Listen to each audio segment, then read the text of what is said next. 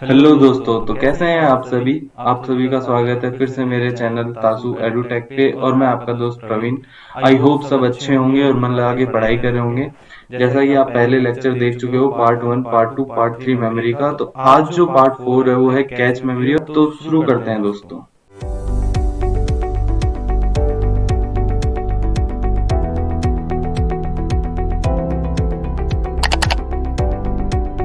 तो दोस्तों स्टार्ट करते हैं आज का अपना टॉपिक कैच मेमोरी।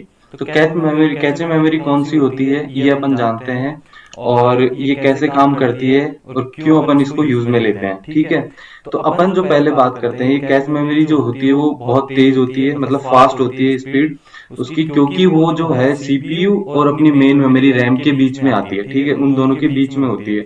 और ये बीच में क्यों होने का रीजन है इसका, इसके बीच में होने का रीजन ये है, जैसे कि हम कोई भी प्रोग्राम चलाते हैं, बहुत सारे प्रोग्राम होते हैं हमारे जो बार बार में सीपीयू के काम में आते हैं। ठीक है, तो वो जो प्रोग्राम होते हैं वो कैच मेमोरी के अंदर स्टोर हो जाते हैं ताकि उसको मेमोरी से लेना ना पड़े। क्या होता है ना फ्रेंड, जितना दूर होगा ना कोई भी मेमोरी सीपीयू से, उतना ही उसे टाइम लगता है। जैसे सबसे ज्यादा टाइम किस में लगता है सीपीयू को मेमोरी लेने में, किससे लगता है, स्टोरेज से। ठीक है, जो अपनी हार्ड डिस्क होती है। इसलिए हार्ड डिस्क की जो भी कोई भी उसके अंदर प्रोग्राम होता है वो पहले किसके अंदर आता है, रैम के अंदर, फिर रैम से किसके अंदर आता है, सीपीयू के अंदर।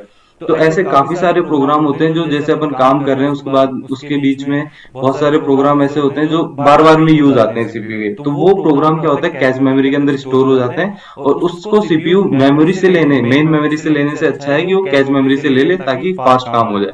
ठीक है फ्रेंड, तो ये होती है कैच मेमोरी। और कैच मेमोरी जो है वो एक तरह की रैम ही है, लेकिन इसके अंदर अपन ने, जैसे अपन ने रैम के अंदर पढ़ा था, दो टाइप की है, एस रैम और डी रैम।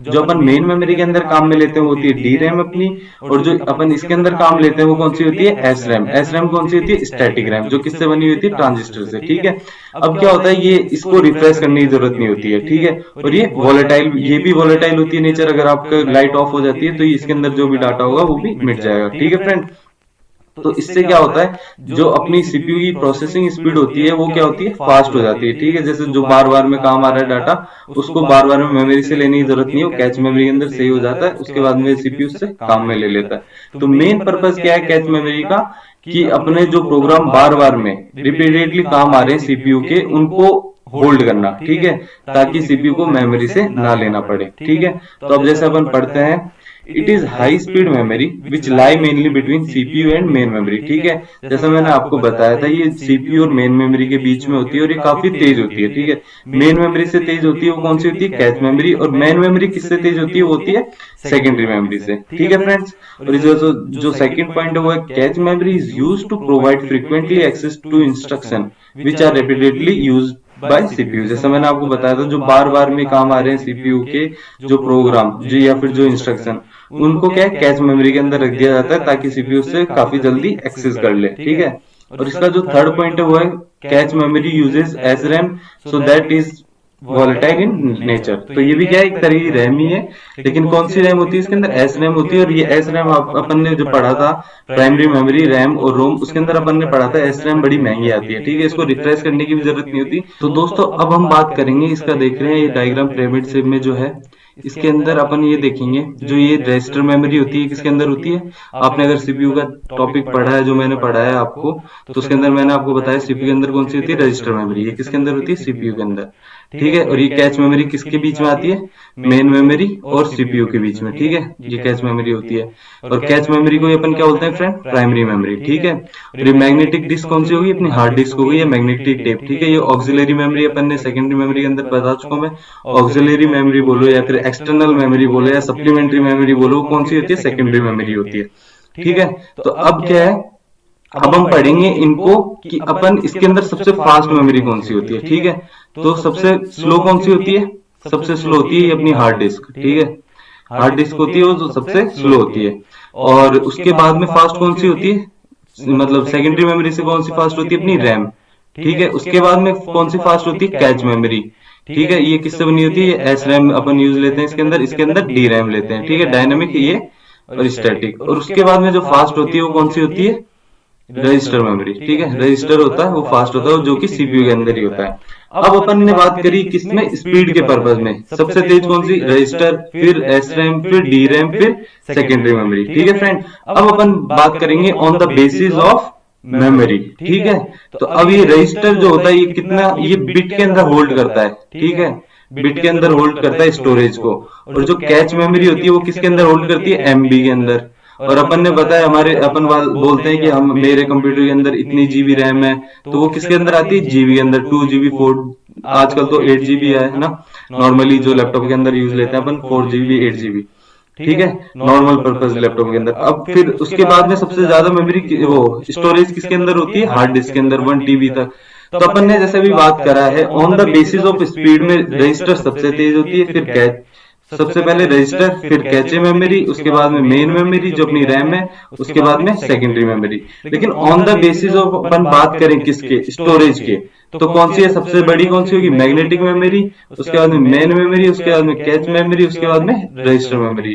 तो ये डायरेक्ट क्वेश्चन पूछ लिया जाता है फ्रेंड कि आप इसको अरेंज करिए, ठीक है, आपको अरेंजमेंट दे दिया register, cache memory, main memory और सेकेंडरी मेमोरी का, और उसके अंदर आपसे पूछ लेगा, उल्टा सीधा दे दिया और पूछ लेगा on the basis of speed या फिर on the basis of storage. तो अब आई होप आप सब अच्छे से बता देंगे, मैंने आपको अच्छे से समझा दिया इसके अंदर, ठीक है।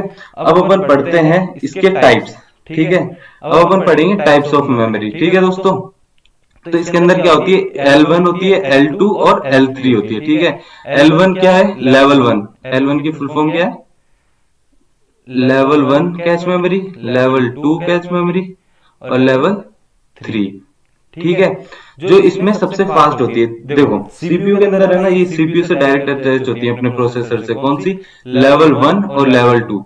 तो जितना जो सीपीयू के पास में रहेगा उतना इजी रहेगा और उतना जल्दी अब सीपीयू से ले सकता है प्रोग्राम जो भी होगा या फिर इंस्ट्रक्शन।